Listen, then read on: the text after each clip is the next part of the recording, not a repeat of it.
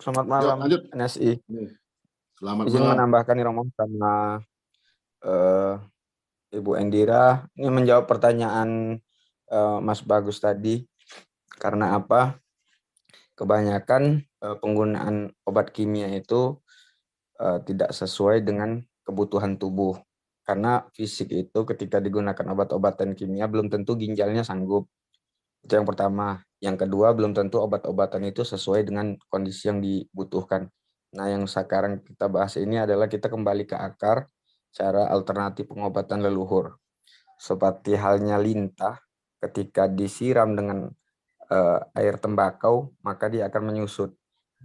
Serupa dengan kanker yang dibilang Ibu Endira tadi, molekul air ketika dibasahi mungkin dia bisa masuk ke dalam pori. Nah, kemudian untuk bagian di dalam tubuh ini, karena partikel-partikel yang di dalam tubuh ini lebih halus, maka bisa melalui proses pengasapan. Seperti kita ketahui di dalam mulut ini ada kelenjar yang namanya amandel. Ketika amandel kita itu nggak bagus, badan kita akan demam, panas. Nah, jadi pengobatan yang seperti ini bisa berjalan ketika sugesti dari dalam diri tadi masuk ke dalam diri itu untuk mencegah sel kanker tadi berkembang. Kanker ini seperti parasit, dia akan semakin tumbuh dan membesar. Di yang itu tadi artinya ketika suatu penyakit, maka dia mestinya buruk terhadap deritanya itu, maka akan semakin memberi peluang bagi penyakit tadi untuk lebih menguasai tubuhnya, lebih parah lagi. Nah, artinya apapun pengobatannya intinya harus dengan diri dulu. Semoga alam merestui kan apa yang dilakukan ini. Nah, partikel yang dihasilkan dari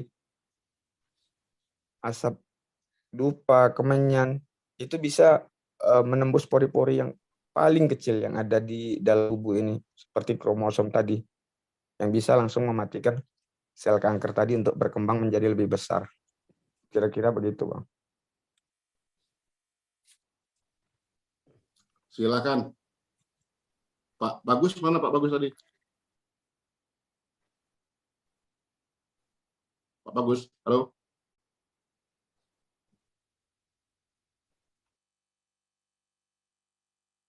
Udah keluar kayaknya. Ya. Oke, mau Bang, tanggapi. ya. Kita kembali ke tema awal ya supaya nggak melebar karena memang kalau bicara budaya Nusantara itu ya saling terkait ya sebenarnya. Ketika kita bicara tentang dupa tadi ya, bagaimana dupa tadi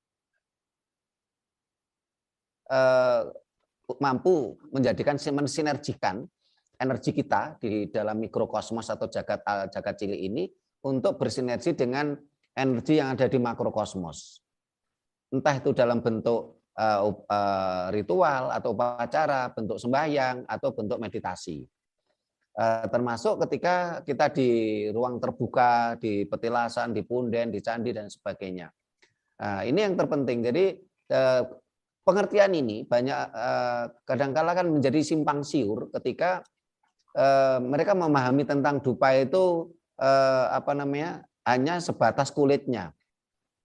Berbeda dengan teman-teman yang saya lihat tadi memberikan masukan kita saling melengkapi ya, bisa untuk pengobatan dan lain-lain. Ini yang saya yakin teman-teman yang sudah berpengalaman itu tidak akan berpikiran yang picik seperti yang tadi baru kulitnya tadi. Nah, ketika itu untuk ritual sembahyang, meditasi, dan ketika bicara untuk dupa untuk aromaterapi, terus smoke disinfektan tadi sudah pengalaman nyata yang disampaikan oleh Bu Endira tadi, dan ini tidak perlu pakai doa sebenarnya. Nah, selama ini kan banyak orang kan kebingungan, bakar dupa nanti mendatangkan setan, bakar dupa itu apa namanya, ketika orang membakar dupa itu diserang dengan istilah-istilah sesuatu yang negatif menurut perspektif Timur Tengah. Nah itu kan karena pengetahuannya terbatas gitu loh. Nah ini yang perlu kita sampaikan kepada masyarakat umum tentang pengetahuan dupa itu sendiri.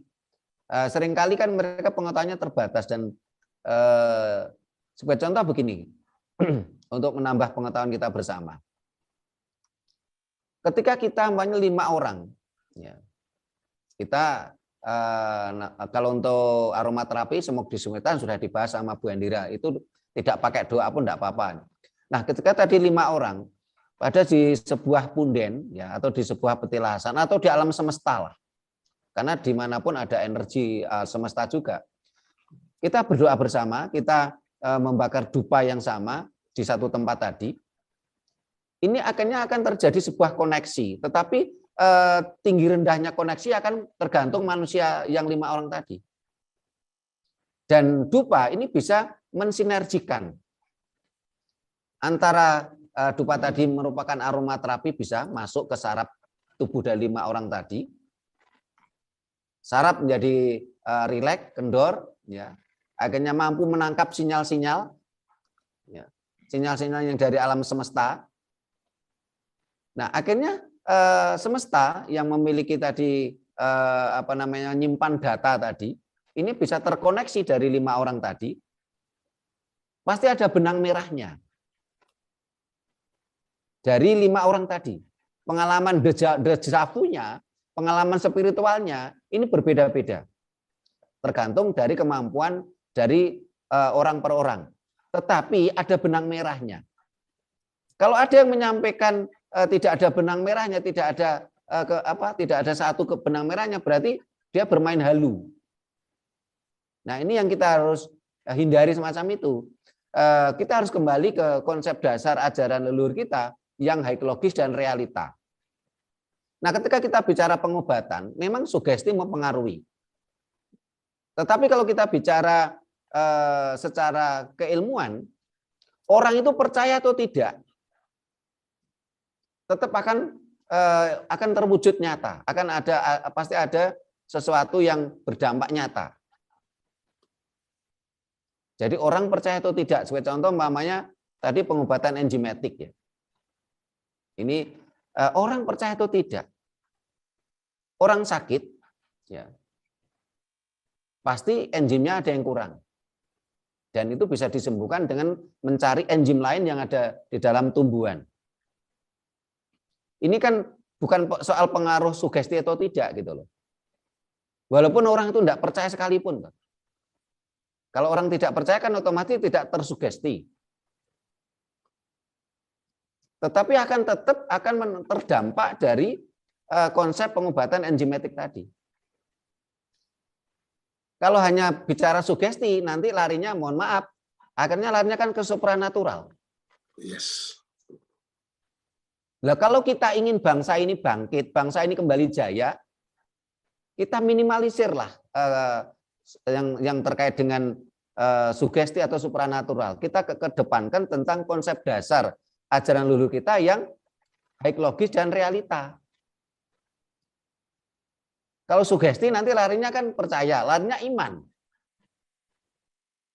Dan itu tidak hiekologis itu yang harus kita kembangkan gitu loh, Bang. Anda percaya atau tidak silakan, tapi ini adalah sesuatu yang nyata yang harus kita kembangkan. Karena ajaran leluhur kita berdasarkan hiekologis dan realita, dan tidak ada satupun keyakinan ataupun dogma di atas kenyataan, di atas realita. Setuju Mbak. Saya sangat setuju dengan pemikiran yang seperti itu, sangat setuju sekali. Karena tadi kata Endira tadi barusan, tanpa doa, tanpa segala macam, penyembuhan tetap berlangsung ya. Tetap berlangsung. Sehingga yang disampaikan Bu Endira tadi nyambung dengan yang saya sampaikan gitu loh. Ya, cuman bedanya Bu Endira itu buka terapis di rumah, saya tidak. Saya lebih cenderung saya terbuka. Siapapun ada keluhan, telepon saya silakan. Yang penting apa? Apa yang saya arahkan kerjakan. Ini barusan ada orang sakit perut, Bang. Sakit perut, malah terus telepon saya saya kasih arahan, dia bilang langsung, terima kasih Pak, perut saya sudah sembuh. Siap. Mbak, izin nanti nomor WA jenengan kita tampilkan di YouTube ya, untuk mana tahu teman-teman mau ini konsultasi untuk penyembuhan kesehatan segala macam. Di open ya, Boleh, nomor silakan. WA-nya ya. Yeah. Siap. Oh ya, Mbak, satu lagi Mbak. Ini, itu ada nggak produk apa sekarang teman-teman produksi dupanya? Ada hari ini. Oh ya, kalau atas nama organisasi kami, Yayasan Rakyat Prasojo, memang kita produksi dupa herbal. Dupa herbal kita punya 5 aromaterapi, aroma Majagu Kraton, kalau saya menyebutnya itu adalah menyan Jawa. Tapi ini menyan Jawa cuma istilah aja Bang, karena kadang-kala kita juga ambil bahan menyannya dari Sumatera juga. Siap, aman. Indonesia masih. Indonesia. Terus yang kedua, ini adalah gaharu kemenyan. Kita campur antara gaharu dengan kemenyan. Terus aroma mawar, aroma tunjung biru, dan aroma gaharu murni. Oke. 5 itu ya, Mbak ya? Ya, kita dan itu herbal semua, 5 aroma tadi. Siap. Kalau ada yang mengendaki, silakan, harganya juga nggak terlalu mahal harganya. Baik. Ya, nanti kita itu ya Mbak, kita izin nanti kasih nomor WA di situ ya kalau teman-teman tertarik. Boleh. Untuk membeli atau konsultasi kesehatan ke. Saya sangat berharap Bang, dimanapun saya diundang, saya ingin mengajak teman-teman itu untuk kembali ke akar, dasar konsep ajaran leluhur kita yang haiklogis dan realita, ekologis dan realita. Hanya dengan itu bangsa ini akan maju, akan cerdas dan maju. Karena selama ini ratusan tahun bangsa kita ini dicekoki dengan dogma. Nah, ketika bangsa ini mabuk dogma, mesti nalarnya itu lemah. Kita merasa nyaman, akhirnya apa? Nyaman ingin bermindset menjadi duplikatnya bangsa lain. Nah, kapan kita mau maju kalau mindset otak kita cuma kepingin menjadi duplikatnya bangsa lain? Karena kita dicekoki oleh dogma. Hanya bangsa-bangsa yang nalarnya sehat saja yang mampu membangun peradaban. Yang mampu menjadi jaya. Itu yang ingin saya tularkan kemana-mana.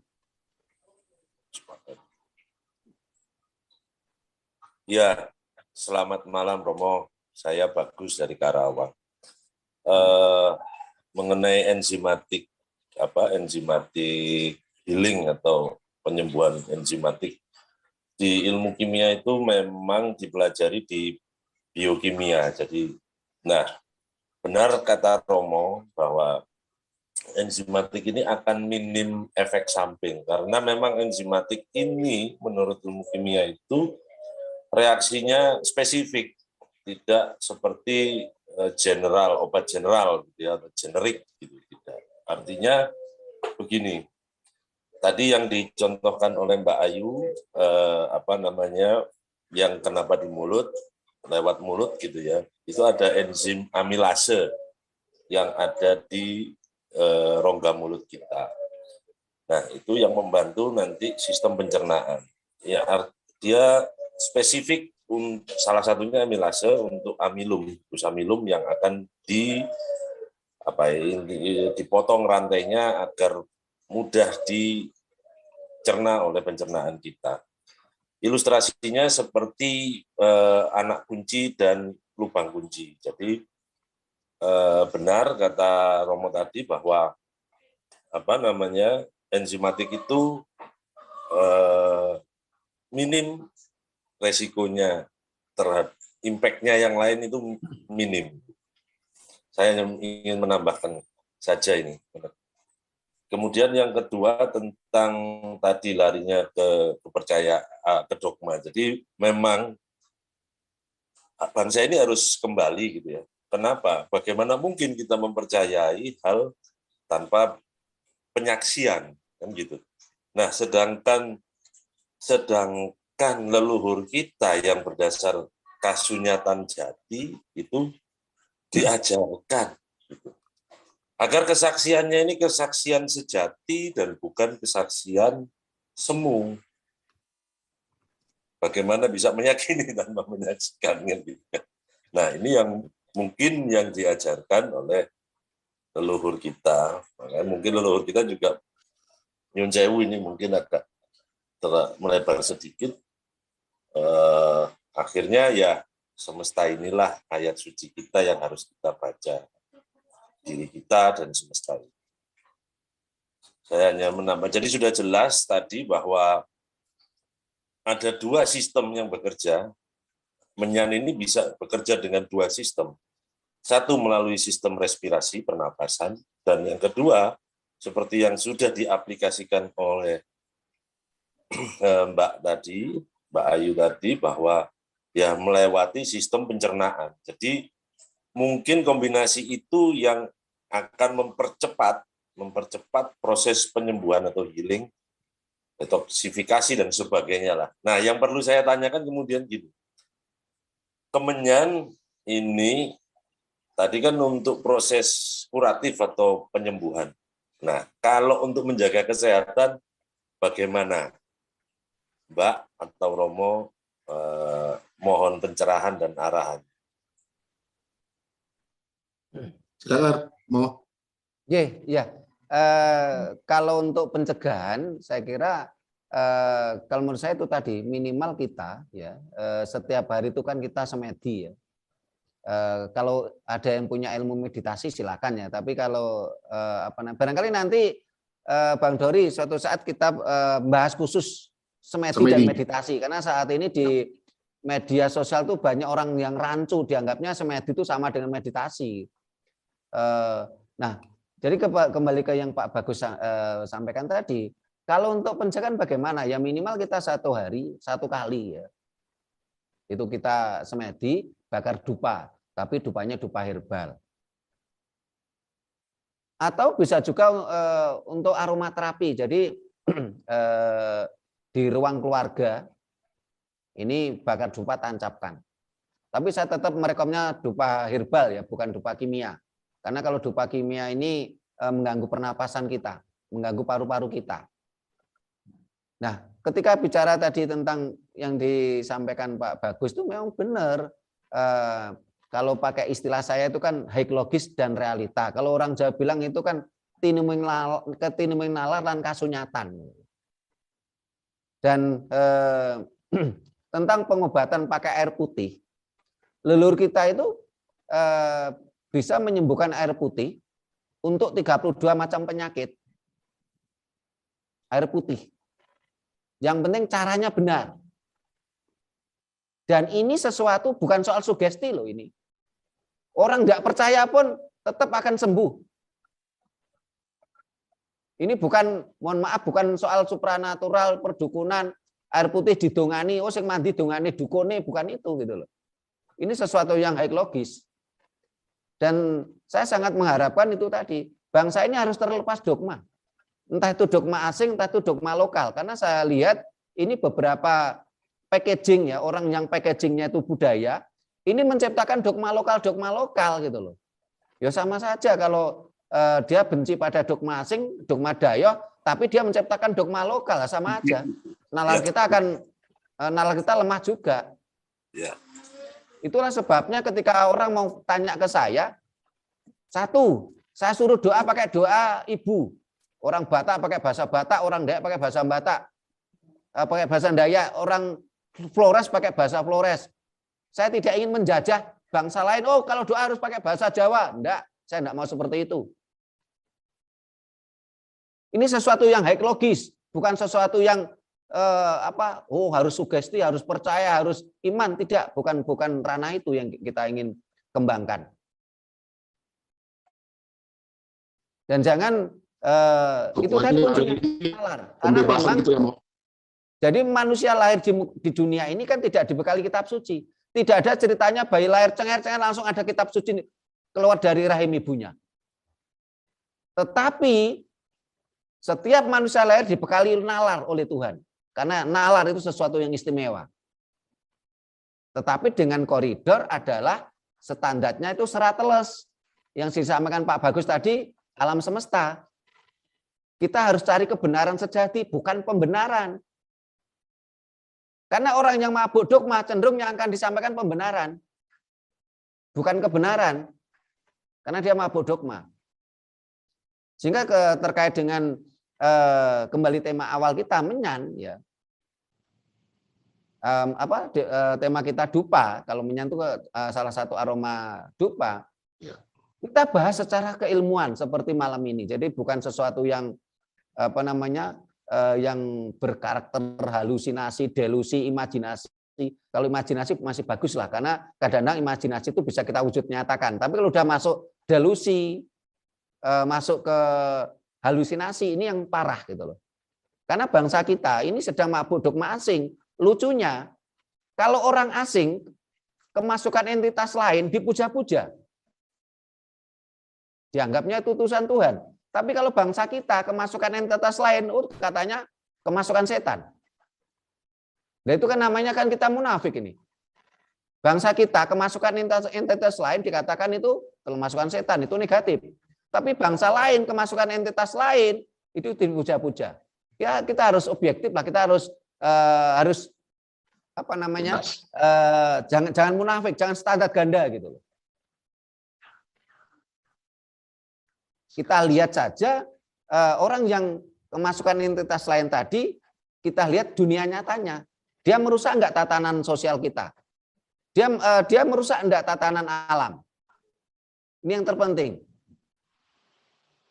Lah kalau dia bicara tentang kemasukan entitas lain, tapi yang dia sampaikan sebuah kebenaran, dia selaras dengan alam, kenapa tidak kita untuk mengikutinya? Tapi walaupun dia mengatakan kemasukan entitas lain, tapi kalau yang dia sampaikan boleh membunuh orang lain karena beda pemikiran, apa harus kita ikuti? Ya. Mari kawan-kawan. Selaras nggak dengan alam? Gitu. Ekologi dan realita, kembali lagi ke situ ya. Ya, ekologi dan realita itu konsep leluhur kita. Ya. Kalau bahasa Jawanya kasunyatan lan tinuming nalar.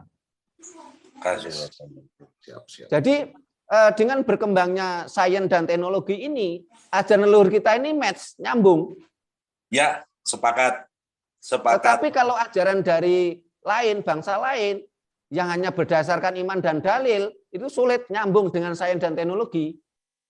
Hanya itulah kuncinya bangsa ini cerdas, bangsa ini maju, bangsa ini akan mampu membangun peradaban. Siap. Yuk, mari sama-sama kita sadar ya. Mbak Ayu Resen ini, Bang Dori. Mantap. Mbak Ayu Resen. Yes, silakan Mbak Indira.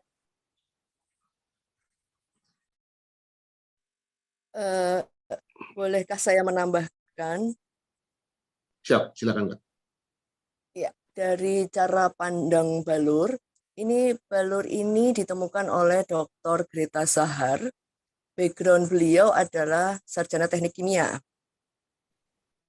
di ITB. Nah, beliau itu meneliti dan menemukan bahwa semua hal yang meracuni tubuh manusia, meracuni hewan, meracuni tumbuhan, meracuni alam, itu bahan dasarnya adalah merkuri. Nah, merkuri itu adalah suatu logam berat, tetapi bisa berubah wujud menjadi cair maupun gas di dalam suhu ruang. Nah, merkuri ini itu kita hirup sehari-hari di dalam melalui organ pernafasan karena dia ada di udara. Menurut saya, fungsi dupa adalah membersihkan seperti yang dikatakan oleh Kitrimo tadi, bahwa dupa itu akan merkuri dari udara yang kita hirup, sehingga kita tidak tercemar merkuri. Nah, untuk fungsi fisiologisnya, fungsi tubuh pada dalam tubuh manusia, dia akan mendetoksifikasi dengan cepat. Jadi dupa itu karena wujudnya gas, sama-sama gas dengan merkuri itu. Jadi dia akan mendetoksifikasi manusia, tumbuhan dan hewan, dan alam, tanah, dan udara terutama.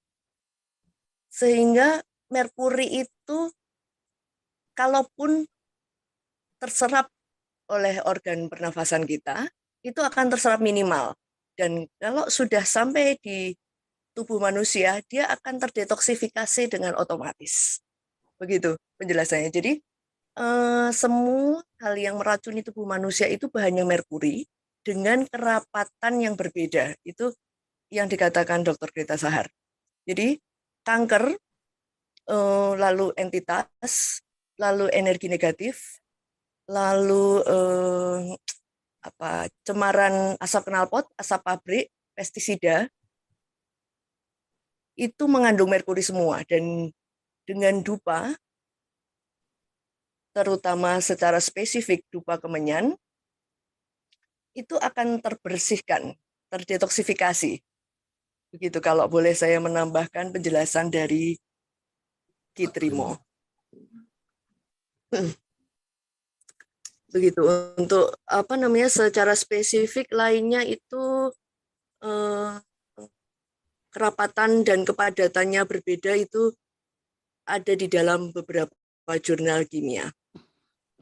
Matur nuwun. Hai, luar biasa malam ini. Pak Trimo luar biasa terima banget kasih nih. Bu, itu menguatkan yang disampaikan Ibu, menguatkan apa yang saya sampaikan. Terima kasih banyak. Ya, inilah gunanya diskusi, kita saling menguatkan, saling mengisi, saling memadatkan, saling satu vibrasi, satu frekuensi, satu energi, satu cinta dan rasa. Wah, ngeri kali. Dalam malam ini. Kembali ke akar tema ya, kita kembali kepada kawruh pengetahuan leluhur kita. Ternyata kalau dipikir-pikir kembali ya nggak susah-susah banget, nggak pakai macam-macam sebenarnya ya. Gitu. Tiap hari sebenarnya kita masih melihat kok zaman kita kecil dulu, kakek kita masih suka lah bakar-bakar sesuatu. Kadangnya benar, kata Kak Indira tadi, ibu kita masih suka ngapus-ngapus kepala kita setelah tangannya dikasihin ludahnya gitu, segala macam gitu ya. Dan mbah-mbah kita juga apa-apa dikit pasti ngambil air putih duluan, air putih didoain, diminumin ke cucunya, beres gitu. Semua sederhana, langkah-langkah sederhana. Realitanya. Makanya di situ sebenarnya Yunseo, mohon maaf, ketika kita nggak berdoa dalam teks Nusantara itu dianggap orang kita ateis, padahal doa itu udah kita sendiri gitu. Nggak di luar lagi, udah di dalam. Gitulah pengetahuan leluhur kita itu ya, perlu kita akses kembali dengan keilmuan yang ada hari ini. Kita modernisasikan, kita ikut sesuai zamannya, gitu. Ikut zamannya, tapi tidak meninggalkan pengetahuan leluhur itu. Karena semua itu dari hari lalu, masa kini, dan masa yang datang, masa yang depan, leluhur kita itu meninggalkan ilmunya masih relevan terus, dan sampai seterusnya gitu. Baik, Mbak Trimo masih di tempat? Hilang pagi? Oh, wah, biar kita ini udah 2,5 jam ya, Jo? Iya. Iya, hilang. Hilang koneksi di sana, kayaknya agak bermasalah. Boleh saya tambahkan, Bang Doni? Ya, silakan. Jadi mungkin yang harus kita review kembali itu konektivitas antara ajaran leluhur dengan perkembangan ilmu pengetahuan. Nah, seiring zaman sampai dengan sekarang ternyata belakangan ini baru menjawab ada keterkaitan yang jelas atau bagaimana ilmu leluhur sekarang, leluhur kita itu baru aja nih mulai terkoneksi. Nah, mungkin tugas dari sebenarnya dunia pendidikan juga, kampus gitu ya, mengkoneksikan kembali ajaran leluhur dengan ilmu yang berkembang saat ini. Seperti halnya tadi Mbak Ayu sudah menjabarkan bahwa bagaimana Kemenyan, Romo juga Dupa itu bagaimana bekerja, bisa diperdalam. Maksud saya. Jadi memang benar tugas sekarang ini sebenarnya itu. Karena ilmu leluhur sudah ada, baru ilmu pengetahuan ini baru muncul dan kita mencari koneksinya. Jadi sudah tidak jadi klinik lagi, bukan jadi dogma lokal lagi, tapi ini murni ilmu pengetahuan. Saya pikir seperti itu, Bang Dori. Iya, siap. Baik. Nanti kita bahas lagi lebih dalam lagi di sesi 2 ya. Kita masih ngobrol-ngobrol lagi gitu. Biar kita tutup dulu ini. Karena udah 2,5 jam juga. Gitu kan. Mbah terima izin. Baik, Mbah, izin sebelum kita tutup acara ini, izin closing statement-nya, Mbah. Pesan-pesan terakhir, pesan-pesan yang lebih mengguncang jiwa dan raga lagi untuk kembali kepada kamu leluhur ini, Mbah, kepada kami generasi-generasi yang amnesia ini.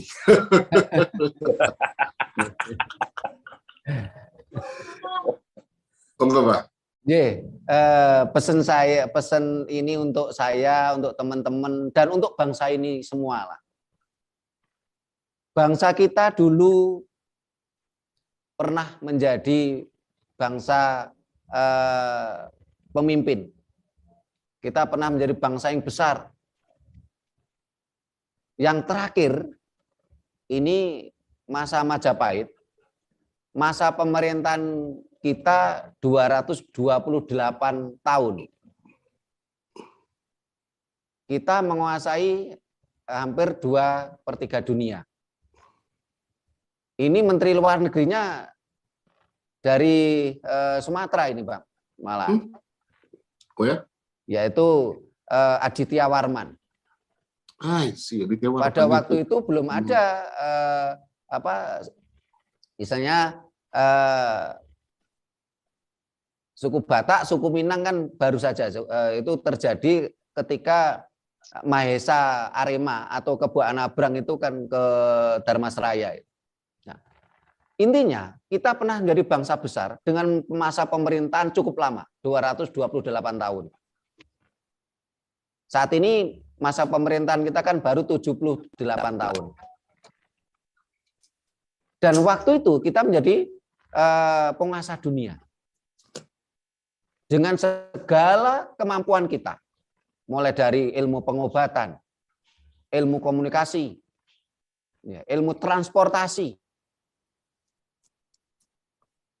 Tetapi kenapa saat ini kita menjadi bangsa yang termindset kepingin menjadi duplikat bangsa lain? Hanya karena janji Fata Morgana. Karena itu, sadarlah bangsa ini. Sadarlah kita semua. Kita gunakan nalar sehat kita untuk kembali membangun bangsa ini demi anak cucu kita. Jangan sia-siakan anugerah semesta berupa nalar sehat kita. Saat ini bangsa ini sedang mengalami kutukan dari semesta. Karena kita tidak pernah mau bersyukur terhadap leluhur kita. Ingat, kita ada di dunia ini karena orang tua kita. Orang tua kita dalam kurung adalah leluhur kita. Kita ada di dunia bukan karena leluhurnya bangsa lain. Kita ada di dunia bukan tokoh-tokoh nun jauh di sana.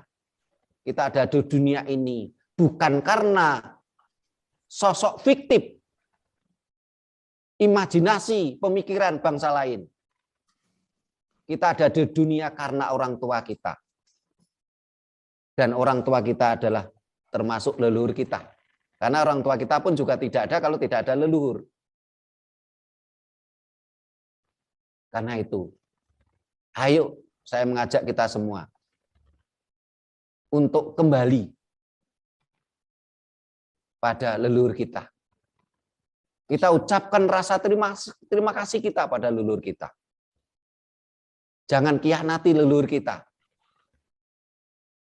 yang telah menjadikan kita ada di dunia, yang telah meninggalkan peradaban-peradaban besar pada diri kita, pada bangsa ini.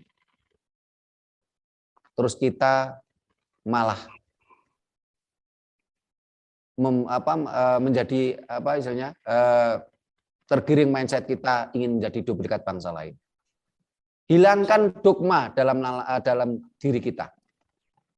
Entah itu dogma asing maupun dogma lokal. Memang saat ini kita betul-betul kondisi yang sangat memprihatinkan. Karena pemerintah kita demi mempelajari, mengusung budaya asing, ratusan triliun, bahkan ribuan triliun kekayaan kita untuk melestarikan budaya asing. Tetapi budaya sendiri tidak pernah dapat perhatian sedikit pun.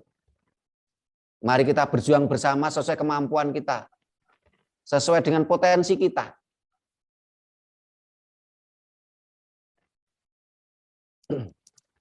Walaupun kita ibaratnya tidak diiming-imingi reward apapun, tapi dunia nyatalah yang kita raih. Kita lahir ada di dunia karena orang tua kita. Kembalikan kejayaan dan peradaban leluhur kita. Siap. Terima kasih. Terima kasih. Terima kasih, Kang Dori dan seluruhnya. Saya terima kasih banyak. Saya juga dapat banyak ilmu dari teman-teman yang lain.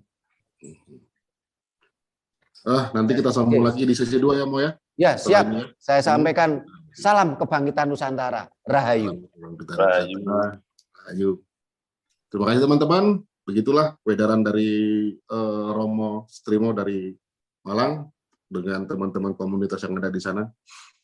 Baik, itu tadi kita kembali ke akar, kembali ke jati diri kita. Karena kita terlahir bukan terpaksa, karena kita terhubung bukan terikat. Indonesia Raya. Salam budaya. Indonesia Raya tiga saja. Tanah airku, tanah tumpah darahku.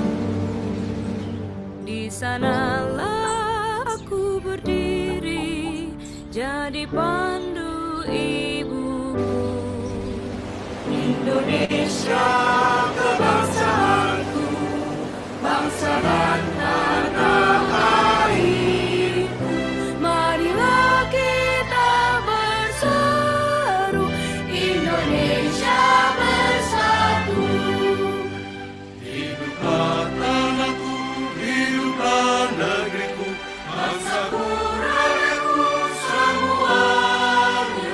Bangunlah jiwanya, bangunlah badannya untuk Indonesia. Indonesia merdeka, merdeka, tanahku negeriku yang ku cinta. Indonesia Raya merdeka, merdeka, hiduplah Indonesia Raya. Indonesia tanah yang mulia, tanah kita yang kaya.